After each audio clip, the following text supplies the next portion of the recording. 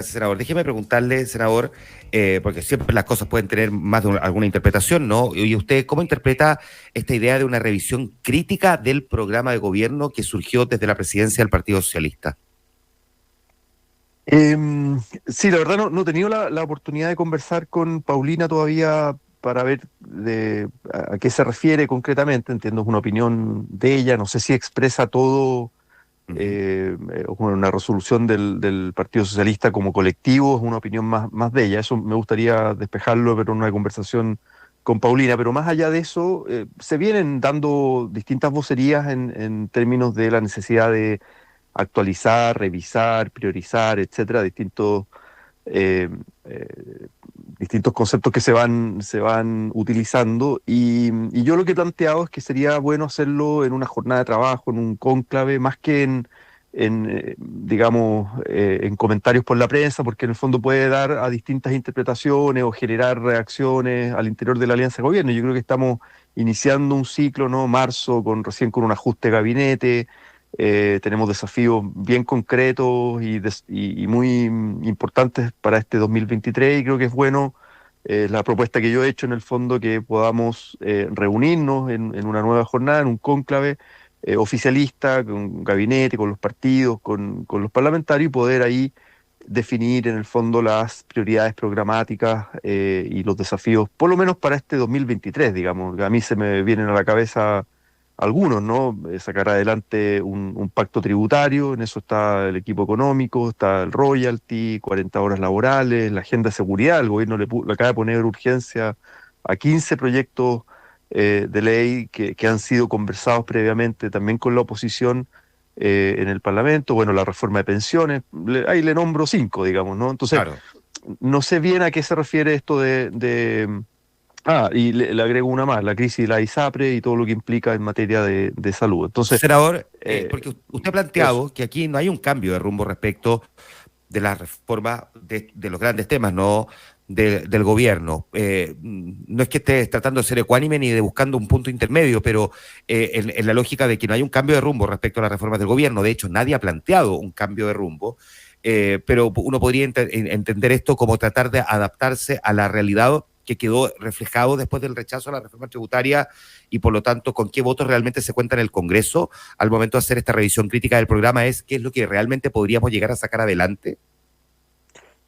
Bueno, esa es una interpretación. Yo obviamente soy una persona pragmática y con sentido de realidad, es decir, obviamente sería una torpeza nuestra presentar, por ejemplo, el mismo proyecto que fue rechazado en la idea de legislar en la Cámara de Diputados. Entonces, obviamente eso requiere, y por eso el gobierno no se queda paralizado en eso o no insiste de manera ¿cómo decirlo?, porfiada, ¿no?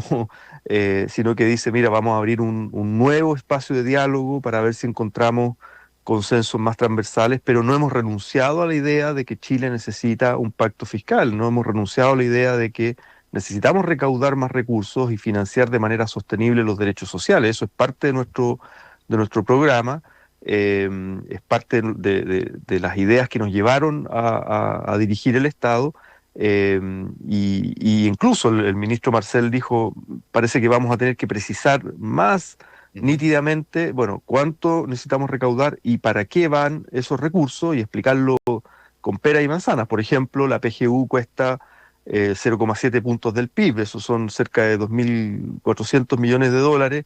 Claro. Y eso hay que sacarlo de alguna parte, ¿no? Entonces no hemos renunciado a la idea de la PGU, no hemos renunciado a la idea de un pacto tributario, pero habrá que buscar nuevos mecanismos, nuevas conversaciones y seguir adelante con algunas iniciativas que además ya están presentadas, como por ejemplo el royalty, que es parte de la recaudación tributaria, o los impuestos correctivos, o la descentralización fiscal, digamos, las leyes de rentas regionales. Bueno, todas esas ideas están contenidas en nuestro programa, lo que implica, mira, ayer votamos y yo voté por el presidente del Senado, senador Coloma, y el vicepresidente, senador Huanchumilla, y uno de las ideas que compartíamos es que, bueno, hay que buscar espacios de encuentro y de entendimiento, ¿no? El Senado puede colaborar, no es la única institución, por cierto, el gobierno tiene lo suyo, la Cámara también, los empresarios, los trabajadores, la sociedad civil, pero estamos en ese esfuerzo, pero no hemos renunciado respecto de un cambio de rumbo.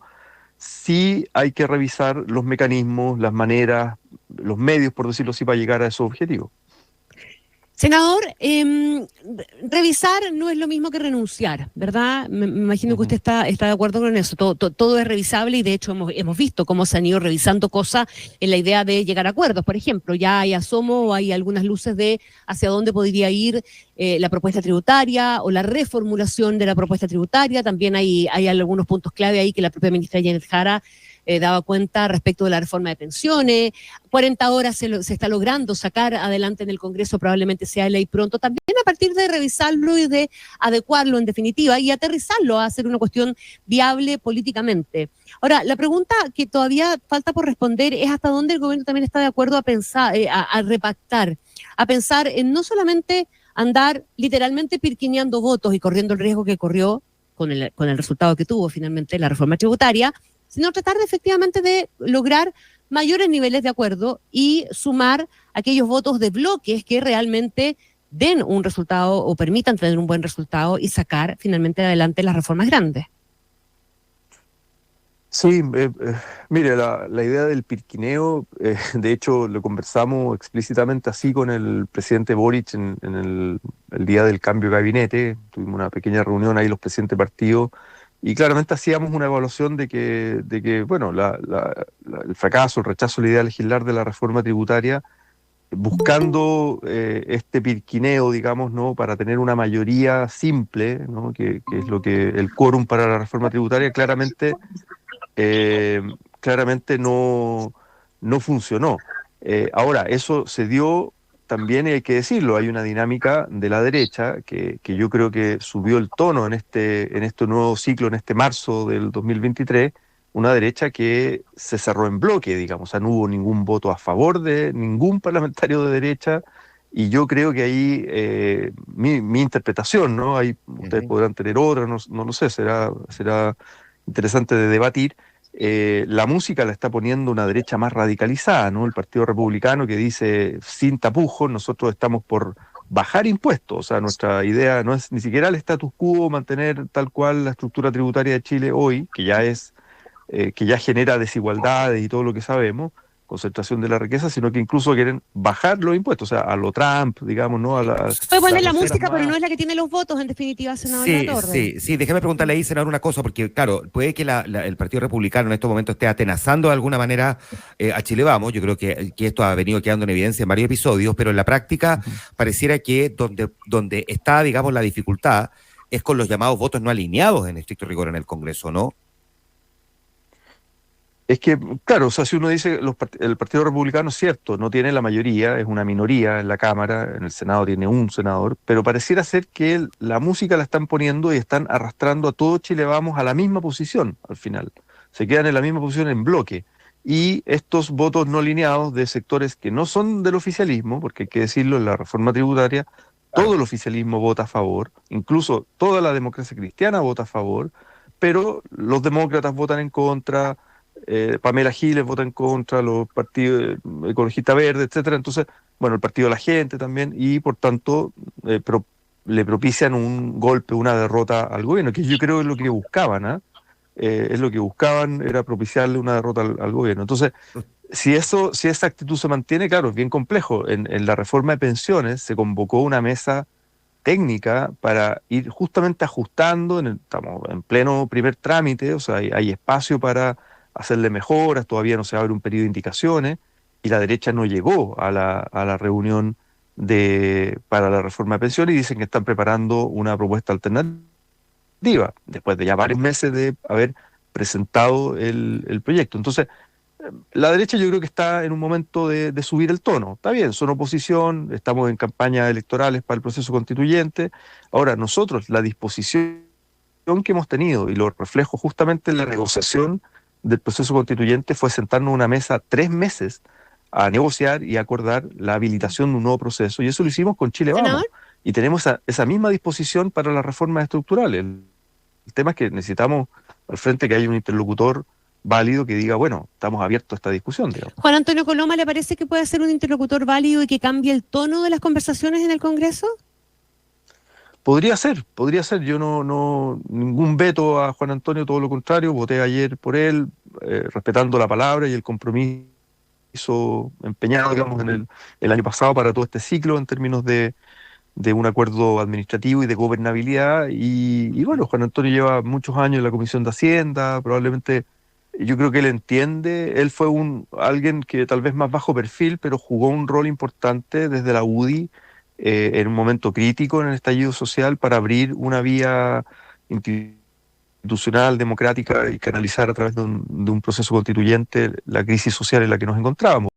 Él no fue pasivo y no fue de los duros, digamos, fue alguien que buscó acuerdos en esa línea. Y yo creo que entiende, lo mismo sectores del empresariado entienden que Chile no se puede quedar estancado en discusiones eternas en materia de pensiones, en materia tributaria, en materia de salud. O sea, entienden que Chile debe ir haciendo cambios. Recordemos lo que decían los propios grandes empresarios en el contexto del estallido social hace poquitos años atrás, de que Chile debería ir avanzando hacia un modelo más de corte socialdemócrata. Eso implica ir construyendo un estado de bienestar, eso implica un nuevo pacto tributario, y creo que hay gente que entiende que eso es así.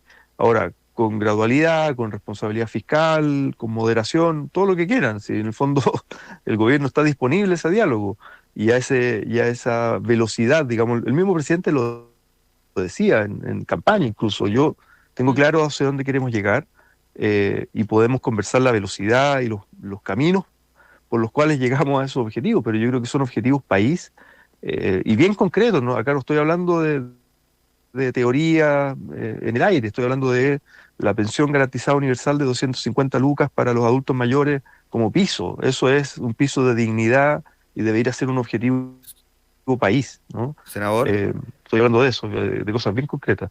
Para finalizar, porque y después de tener este diálogo, ¿no? A partir de la primera pregunta que yo le hacía, de cómo interpretaba usted esto de la revisión crítica del programa, dice, no ha conversado con Paulina Bodanovich, la presidenta del partido, no sabe si es una posición formal del partido, solamente una opinión personal de ella. Me imagino que, por lo tanto, dentro, digamos, de la institucionalidad propia del oficialismo, se intentará buscar precisar para evitar especular al respecto. Sí, y mire, no la he podido llamar porque estos días hemos estado bien ajetreados con el tema del cambio de la mesa, las comisiones, el lío ahí de Jimena Rincón y Matías Woger que se fueron al comité de Bópoli. Entonces eso generó hartas reuniones más bien intrasenado. Entonces, y yo no pude ir a una reunión que se convocó el día martes, si no me equivoco, en Santiago. Yo estaba en Valparaíso, entonces bueno, me perdí ahí esa reunión, pero ya tendremos momento para conversar más tranquilo. Y yo lo que propongo es que, mire, estamos en un momento donde tenemos que afianzar la alianza de gobierno, la unidad del oficialismo. Entonces hagamos estos debates hacia adentro, buscando colaboración, entendimiento, poniendo nuestros puntos. Si es que hay diferencias, busquemos la manera de procesarlo. El presidente tiene la última palabra en esto, él mismo ha dicho, toda la disposición a revisar nuestro programa, las prioridades, etcétera, sin renunciar a los principios, a las ideas que nos llevaron hasta acá. O sea, en el fondo Perfecto. No nos podemos desdoblar en ese sentido, pero obviamente estamos en un escenario de adversidad política, de dificultades sociales también, y tenemos que, ese ejercicio creo que puede ser muy productivo, en vez de estar en este tironeo de quién renuncia, quién no renuncia, quién quiere revisar, quién no quiere revisar, y además por la prensa. Creo que por lo menos mi disposición, digamos, es a tener ese ejercicio, hacerlo colectivamente, llegar a acuerdos y empujar todo para el mismo lado, empujar el carro para el mismo lado, porque estamos en un momento obviamente de minoría, somos minoría en ambas cámaras, pero un gobierno que le quedan 3 años de gobierno y por tanto tenemos muchos desafíos Perfecto. Por delante. Y eso yo lo planteo, creo que el mejor momento para hacerlo es un cónclave, una jornada, o como quieran llamarlo, pero un espacio más de liberación hacia adentro de la alianza de gobierno, digamos. El senador y presidente de Revolución Democrática, Juan Ignacio Latorre, conversando esta mañana con nosotros. Muchas gracias, senador. Que esté muy bien. No, gracias a ustedes. Que estén bien. Buen día. Chao, buen día. Chao. Muchas gracias. Sí. Y seguimos hablando de